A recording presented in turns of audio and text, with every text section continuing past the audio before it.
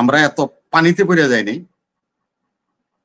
এত খারাপ অবস্থা পড়ে যায়নি যে ফখরুল সাহেবকে পিছনের দরজা দিয়ে ওয়াকারের লগে দেখা করতে। আরে ওয়াকারই তো 14 বার দেখা করবো ফখরুল লগে, সেলুট দিদি তোর জান থাকবো, প্যানা উঠে যাবে মুখতে। প্রত্যেক কেন্দ্রে একজন করে জুডিশিয়াল ম্যাজিস্ট্রেট থাকে, হ্যাঁ, বা কেন্দ্র 10টা কেন্দ্র মিলে বা 5টা কেন্দ্র মিলে একটা জুডিশিয়াল ম্যাজিস্ট্রেট থাকে, ম্যাজিস্ট্রেট নিয়োগ করতে হবে। এটা কি চারটিখানিকতা? সে যেভাবে কয় তাহের এখন জগা খিচুড়ি করে আপনাদের এই অবস্থা। চিন্তা করেন, গণভোট নিয়ে আপনার কথা বলছে, হ্যাঁ না ইত্যাদি। গণভোট, ভোট সম্বন্ধে যদি তাহেরের জ্ঞান থাকতো, তাই কালকে তাহের সাংবাদিক সম্মেলন করলো যে আজকে রাত্রের মধ্যে প্রজ্ঞাপন জারি করে গণভোটের সময় ঘোষণা করতে হবে। তো কালকে রাত্রে কইছেন আজকে রাত্রে গেল, তো সকাল হয়ে গেছে, কই আমরা তো এটার কোনো কিছু বাস্তবায়ন দেখলাম না। তো আপনি কি এর ইসলাম প্রচার করবেন মিয়া? আপনি কি এর ইসলামী দলের নেতা মিয়া? 42,62,000 ভোট কেন্দ্র, একটা কেন্দ্রে 10টা করে বুথ থাকে, 10টা বুথে 10 জন পুলিং অফিসার থাকে, একটা কেন্দ্রে একজন প্রিসাইডিং অফিসার এবং একজন অ্যাসিস্ট্যান্ট প্রিসাইডিং অফিসার থাকে, 12 জন। 45 লক্ষ লোক নিয়োগ করতে হবে। কোথা থেকে নিয়োগ করবেন? সরকারি সংস্থা, স্কুল, কলেজ, মাদ্রাসা, ইউনিভার্সিটি, বেসরকারি শিক্ষা প্রতিষ্ঠানে যারা চাকরি করে শিক্ষকরা, তাদেরকে এখানে নিয়োগ অ্যাপয়েন্টেড করা হবে। অ্যাপয়েন্টেড করতে হলে কি হয়েছে, তারা তো সবাই সরকারি চাকরি করে না, বিভিন্ন সংস্থায় চাকরি করে। নির্বাচন কমিশন করতে হলে রিটার্নিং অফিসার তাদেরকে চিঠি দিবে ওই সংস্থাকে, যে তুমি এই স্কুলের প্রধান শিক্ষকের কাছে বা তাদের কার্য পরিষদের কাছে চিঠি দিবে যে তোমার এই লোকদেরকে আমরা প্রিসাইডিং অফিসার হিসেবে বা পুলিং অফিসার হিসেবে নিয়োগ দিব, তারা এত মিনিটের মধ্যে জেলা প্রশাসকের কার্যালয় রিটার্নিং অফিসারের কাছে তাদের স্বাক্ষর করে জমা দেওয়ার জন্য বলার নির্দেশ দেওয়া হয়েছে। এই নির্দেশ দিবে। আচ্ছা, 42,62,000 ভোট কেন্দ্র, আপনাকে তো এগুলিকে আপনার বাবার বাড়ি না মামার বাড়ি, এটা প্রত্যেকটা প্রতিষ্ঠানকে চিঠি দিয়ে অ্যালার্ট করতে হবে যে তোমার এই স্কুলটাকে আমরা ভোট কেন্দ্র হিসাবে নির্ধারিত করেছি। গ্যাজেট করবে, গ্যাজেট করার পরে ওই সমস্ত শিক্ষা প্রতিষ্ঠানের কাছে চিঠি যাবে যে তোমরা, এবং একটা ম্যাপ যাবে, ড্রয়িং যাবে, যে কেন্দ্রটা কিভাবে করবে, এটা ড্রয়িং তারা দিবে, দিয়ে তারা ওখানে পাঠাবে যে এই ড্রয়িং অনুযায়ী তোমরা আমাদেরকে এই কেন্দ্রটা ভোটের জন্য নির্মাণ করে দিবে। এই সমস্ত কাজ করতে 1 থেকে 1.5 মাস লাগে। তারপরে পুলিশ নিয়োগ করতে হয়, আনসার নিয়োগ করতে হয়, বিজিবি নিয়োগ করতে হয়, কি জানি আর্মি নিয়োগ করবে, তারপর হলো জুডিশিয়াল ম্যাজিস্ট্রেট। প্রত্যেক কেন্দ্রে একজন করে জুডিশিয়াল ম্যাজিস্ট্রেট থাকে, হ্যাঁ, বা কেন্দ্র 10টা কেন্দ্র মিলে বা 5টা কেন্দ্র মিলে একটা জুডিশিয়াল ম্যাজিস্ট্রেট থাকে, ম্যাজিস্ট্রেট নিয়োগ করতে হবে। এটা কি চারটিখানিকতা? সে যেভাবে কয় তাহের যে কালকা গণভোট হয়ে যাবে। গণভোট করতে হলে এখন কেন্দ্র গণভোটে তো কোথায়? ধোঁয়া উঠেছিল যে নভেম্বরের আরে মধ্যে ধোঁয়া উঠেন, আরে ভাই আপনি উনি তো তো বলছে যে বাস্তবে তারিখ দিয়ে দেওয়ার জন্য, দেওয়ার জন্য তারিখ 15 তারিখের মধ্যে, 24 ঘন্টার নভেম্বরের মধ্যে। 15 তারিখ। আরে ভাই 24 ঘন্টার মধ্যে, নভেম্বরের 15 তারিখের মধ্যে হ্যাঁ, টাইম ফিক্সড করে দিয়েছে, নভেম্বরের 15 এবং 24 ঘন্টার মধ্যে এটা আদেশ করতে হবে, মানে প্রজ্ঞাপন জারি করতে হবে। তো প্রজ্ঞাপন জারি তো 24 ঘন্টা বা 72 ঘন্টা গেছে, হয় নাই। তো 15 তারিখে যে হিসাবটা আমি দিলাম, সেটা আজকে নির্বাচন কমিশনার পটুয়াখালীতে বলছে যে আমাদেরকে প্রিসাইডিং পুলিং অফিসার নিয়োগ করতে 1 মাস সময় লাগবে, ভোট কেন্দ্রগুলি প্রস্তুত করতে আরো 1 মাস সময় লাগবে, প্রশাসনিক লোকজনকে নিয়োগ করতে হলে 1 মাস সময় লাগবে। তার মানে হলো আমাদেরকে আরো 1 মাস সময় এই সমস্ত জিনিস করার পরে আমরা ডিসেম্বরের প্রথম সপ্তাহে তফসিল ঘোষণা করব।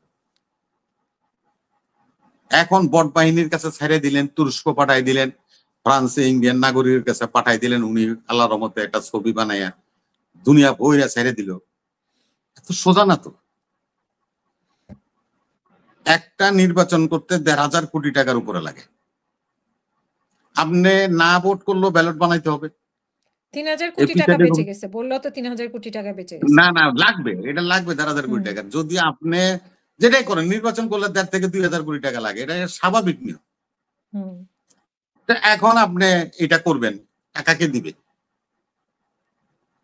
আপনাকে তো বুঝতে হবে দেশের সার্বিক পরিস্থিতি কি। হ্যাঁ, আমরা তো না ভোটের পক্ষেই ছিলাম না। সংস্কার কমিশনে লাস্ট পর্যন্ত আমরা না ভোটে গেছি, রাজি হয়েছি যে হ্যাঁ ঠিক আছে না ভোট করে একই দিনে দুটোটা ভোট হয়ে যাবে। তো ভাই 2টা ব্যালট পেপার থাকবে, একটার মধ্যে হ্যাঁ বা না থাক লেখা থাকবে, চিহ্ন দেন আর সিল দেন করবেন, আর একটার মধ্যে আপনার প্রার্থী থাকবে, যে প্রার্থী যে মার্কার প্রার্থীর আপনি ভোট দিবেন মার্কায় আপনি সিল মেরে দিবেন, এই তো। এটা তো অন্য কোনো কাজ নাই। একটা ইউনিভার্সিটি বা একটা সমিতির নির্বাচনে 26 জন 27 জন এরকম থাকে, 4টা 5টা প্যানেল থাকে, ওটার মধ্যে বাচ্চা মেন সে ভোট দেয় না। সেটা যদি সম্ভব হয়, 2টা কাগজের মধ্যে 2টা জায়গায় সিল মারবেন, এটাতে কি অসুবিধা হবার অসুখ হবে? জ্ঞান দিতেছে, এই জ্ঞানটা কি ঠিক হলো? নির্বাচন নিয়ে যে দুয়াশা আপনারা সৃষ্টি করতে চান, এটা করে কোনো লাভ হবে না। আপনাকে আমার একটা কথা বলি, আসিনুর ভাই কথাটা বলছে এই জন্য বলি। আমি দেখছি ফখরুল সাহেব পিছনের দরজা দিয়া সেনানিবাসে গেছে। ফখরুল সাহেবের যে লেভেল, এই লেভেলে বা এখন বিএনপির যে অবস্থা, তাতে করে পিছনের দরজা দিয়া সেনাবাহিনীর প্রধানের লগে দেখা করার জন্য দরকার হয় না। বিএনপির ফখরুল সাহেব মনে যদি ক্যান্টনমেন্টে যাইতে চায় আমাকে কইলে তো 1 লক্ষ কর্মী নেতা ফখরুলের লোক আমরা হাঁটতে হাঁটতে ক্যান্টনমেন্টে ঢুকি, সেনা সদরে যান। আমরা এত পানিতে পড়ে যাইনি,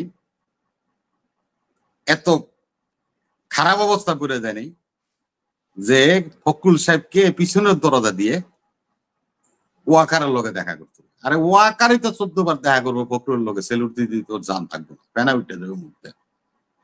ফখরুল যাবে, ওই ফ্রান্সের থেকে ভারতীয় নাগরিক বলে দিল, আর আপনারা ওইটা একটা ছবিও লাগাইছে।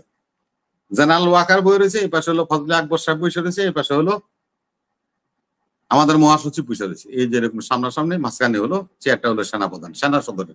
এই ছবি দিয়া এই পিনাকি এই ইয়েটা ছাড়ছে, ছাড়িয়া সারা দেশের মধ্যে একটা গন্ডগোল লাগেছে। ওই দিন রাত্রে না কইলি ছাত্রছাত্রী করে নামতো, তোর কথা শুনে বেটা, তুই হলো ইন্ডিয়ান নাগরিক বেটা ফাজি, তুই দেশটার মতো গন্ডগোল করতেছিস, সকল কাজের মধ্যে তুই বিরোধিতা করতেছিস, সকলের দোষ খুঁজোস, শুধু খালি আল্লাহ ওরই খালি পৃথিবীতে বানাইছে, নিখা ওর কোনো দোষ নাই, 3 ইঞ্চি শালা।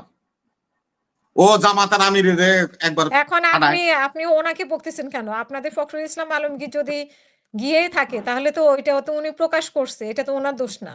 দোষ তো হচ্ছে যারা আরে দেখা মিয়া, ও করছে আপনার তাদের। আপনার ফ্রান্সের থেকে বসে ও কি জানে মিয়া, ও কি জানে দেখা মিয়া? যারা করছে তাদের দোষ। কার কেড়ে এখন দেখা উনি করছে, প্রকাশ কে করছে কেন দেখা সেটা করছে, ওনার কি দোষ এভিডেন্স হবে। আছে আপনার কাছে?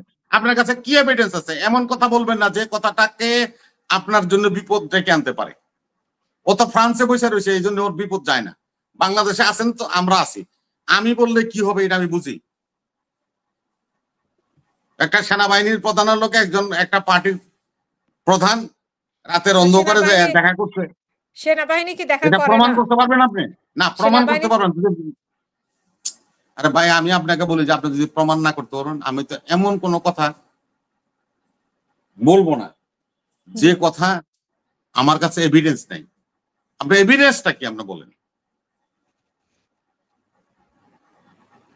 এগুলি বলে আচ্ছা, শেষ করবেন, আমরা একটু ইয়ে থেকে শুনি, দেখি ওনার কাছে কোনো আমরা এভিডেন্স এই আছে জন্যই কিনা। বলছি যে এই আর সমস্ত জিনিস সেনা প্রধানও বা কি চায়, একবার এর সাথে দেখা করে, একবার তার সাথে দেখা করে, এইসব দেখার উদ্দেশ্য দেখা কি? করছে সেনাপ্রধানের, এগুলো ডিউটি তো, এগুলো করবো তো, দেখা করবো তো। সেনাপ্রধানের লোকে যায় দেখা করছেন না? তার চেয়ারের তলে বইয়া ছিলেন না 3 দিন? সব বাহিনী তো বহাই ছিল 3 দিন। আমি নিজেও যাই কার্পেটের মধ্যে বইয়া ছিলাম, তখন খুব জুত লাগছিল।